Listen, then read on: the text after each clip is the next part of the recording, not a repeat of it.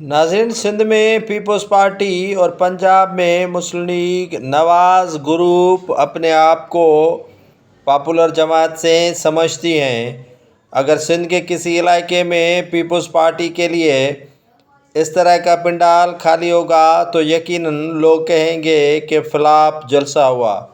مسلم league نون کے پنجاب باول نگر ہارون آباد میں یہ جلسہ ہو رہا ہے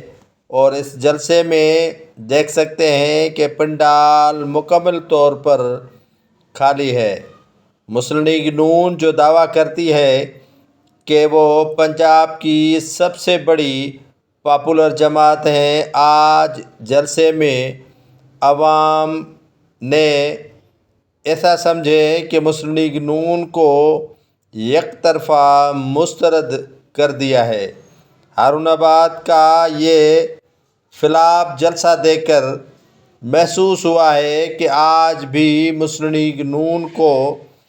2018 کے بعد پنجاب کا عوام مسترد کر چکا ہے۔ وہ جہاں کھڑا ہے وہیں پر ہی کھڑا ہے۔ مسلم لیگ نون کے ووٹر اور مسلم لیگ نون کی قیادت ایک دوسرے سے سمجھو کہ بڑے ہی دور ہوتے جا رہے ہیں۔ مسلم لیگ نون جو اپنے آپ کو پنجاب کی سب سے بڑی پاپولر جماعت کہلاتی تھی، وہ آہستہ آہستہ پنجاب میں ہی سکڑنے لگی، جس کی اہم وجہ یہ ہے کہ مسلم لیگ نون اپنے بیانیے سے ہٹ چکی ہے۔ اپنے منشور میں مسلم لیگ نون نے جو بیانیہ اپنایا تھا اس سے کافی دور دکھائی نظر آ رہی ہے، جس کی بنا پر مسلم لیگ نون کا ووٹر مسلم لیگ نون سے ہی خفا اور لا تعلق ہونا شروع ہو گیا ہے۔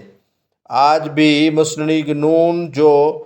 پنجاب میں بڑے بڑے جلسے کرنے میں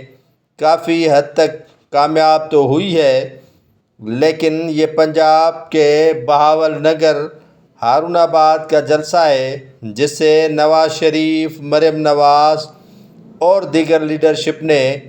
خطاب بھی کیا، لیکن اتنا بڑا پنڈال نہ ہونے کے باوجود بھی کرسیاں اور میدان کافی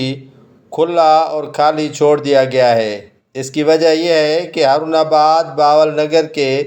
لوگوں نے مسلم لیگ نون سے بغاوت کرنا اور نفرت کرنا شروع کر دی ہے، جس کی بنا پر مسلم لیگ نون کے جلسے